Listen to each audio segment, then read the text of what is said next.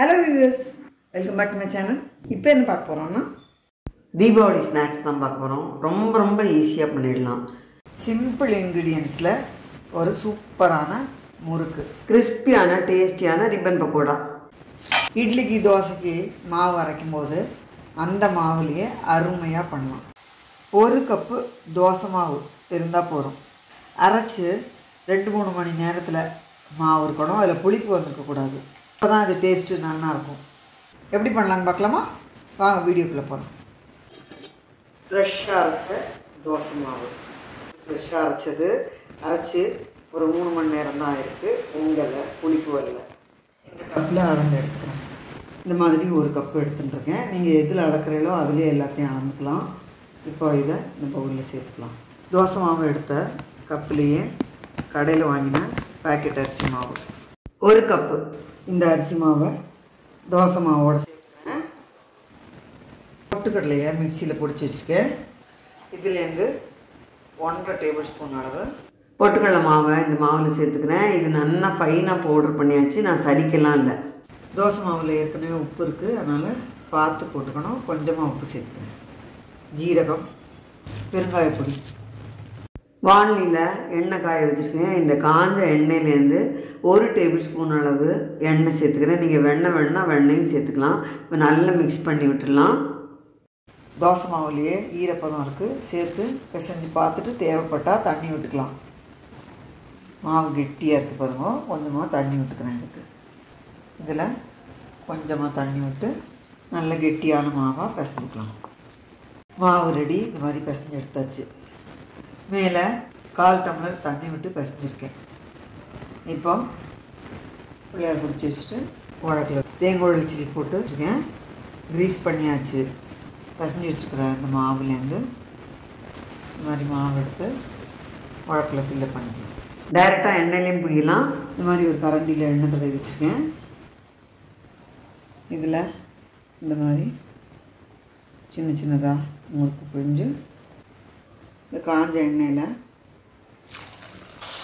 ஒன்றா போட்டு வேக வச்சுருக்கேன். எண்ணெய் நல்லா காஞ்சதும் முறுக்கு போட்டுட்டு அடுப்பை மீடியம் ஃப்ளேமில் வச்சு வேக விட்டு எடுக்கணும். மாதிரி திருப்பி விட்டு ஓசை அடங்கினதுக்கப்புறம் எடுத்துக்கலாம். ஓசையெல்லாம் அடங்கியாச்சு. நல்லா வெந்தாச்சு பாருங்கள். இதை எண்ணெயை வடிச்சிட்டு எடுத்துடலாம். சவுண்டு கேட்குறதுல நல்லா ஜோராக வெந்துட்டு பாருங்க. தோசை மாவில் அருமையான முறுக்கு ரெடி.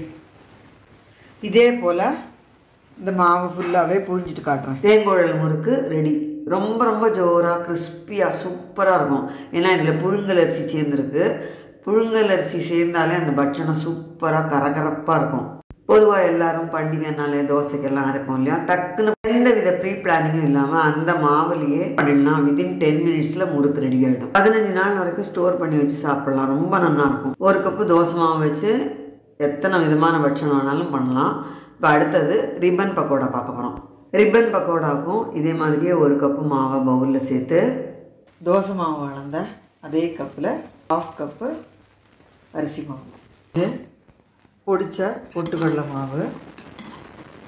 இப்போ மாவு அளந்த அதே கப்பில் 1/4 கப்பு சேர்த்துக்கிறேன். 1/4 கப்பு பொட்டுக்கடலை மாவு. தோசை மாவில் ஏற்கனவே உப்பு இருக்குது, அதனால் கொஞ்சமாக உப்பு.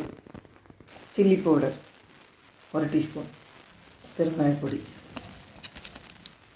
ஸ்டவ்வில் எண்ணெய் காய வச்சுருக்கேன். இந்த காஞ்ச எண்ணெயிலேருந்து 2 டேபிள் ஸ்பூன் எண்ணெய் விட்டுக்கிறேன் இந்த மாவில்.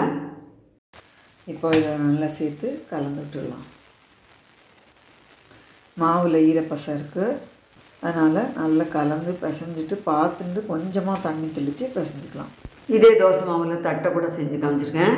இதில் தண்ணி விடலை, கொஞ்சமாக தண்ணி விட்டு மாவாக பிசைஞ்சு எடுத்துக்கிறேன். இது போல் கெட்டியான மாவாக பிசைஞ்சிட்டேன். இப்போ ரிப்பன் சில்லு போட்டு உழக்க க்ரீஸ் பண்ணி வச்சுருக்கேன். இதில் இந்த மாவை ஃபில்லப் பண்ணி இந்த காஞ்ச எண்ணெயில் ரிப்பன் பக்கோடாவாக புழிஞ்சு எடுத்துக்கலாம். உடனே கிளறக்கூடாது, கொஞ்சம் வேகட்டும். ஆஸ் யூஷுவல் நல்லா எண்ணெய் காஞ்சதுக்கப்புறம் அதை புழிஞ்சிட்டு மீடியம் ஃப்ளேமில் வச்சுருந்து வேக விட்டு எடுக்கணும். இதை திருப்பி போட்டுக்கலாம். நம்ம சூப்பரான ரிப்பன் பக்கோடா ரெடி. நம்ம தோசை மாவை வச்சு அருமையான ரிப்பன் பக்கோடா ரெடி ஆகிடுத்து பாருங்க. நல்லா புசு புசுன்னு ஊதிண்டு எப்படி இருக்குன்னு. புழுங்கலரிசி சேர்த்து அரைச்சது இல்லையா, அதனால சூப்பராக இருக்கும் ஒரு டேஸ்ட்டு. பொதுவாகவே புழுங்கலரிசி வச்சோம் ரொம்ப ஜோராக இருக்கும் பாருங்கள். ஜோராக நொறுங்க இருக்கும். மீதம் உள்ள மாவையும் இது போல் புழிஞ்சிட்டு காட்டுறேன். ரொம்ப ரொம்ப டேஸ்டியான இந்த ரிப்பன் பக்கோடா ரெடி ஆகிடுது. கடலை மாவு சேர்க்காமல் பொட்டுக்கடலையை பொடிச்சு சேர்த்துருக்கிறதுனால ரொம்ப ரொம்ப கிறிஸ்பியாக டேஸ்ட்டும் சூப்பராக இருக்கும். இந்த மாவுலேயே முள்ளு முறுக்கும் பண்ணலாம், ரொம்ப நல்லாயிருக்கும். வியூவர்ஸ், ரொம்பவே ஈஸியான இந்த தேன்குழல் முறுக்கு, ரிப்பன் பக்கோடா இந்த ரெண்டையுமே செஞ்சு பார்த்துட்டு உங்கள் ஃபீட்பேக்லாம் போஸ்ட் பண்ணுங்க. எல்லாருக்கிட்டையும் தோசை மாவு இருக்கும், இப்போவே ட்ரை பண்ணி பார்க்கலாம். இந்த வீடியோ எல்லாருக்கும் யூஸ்ஃபுல்லாக இருக்கும்னு நினைக்கிறேன். லைக் பண்ணுங்க, ஷேர் பண்ணுங்க, சப்ஸ்கிரைப் பண்ணுங்க. நான் இன்னொரு அருமையான தீபாவளி ஸ்பெஷல் வீடியோவில் மீட் பண்ணுறேன். தேங்க்யூ ஃபார் வாட்சிங்.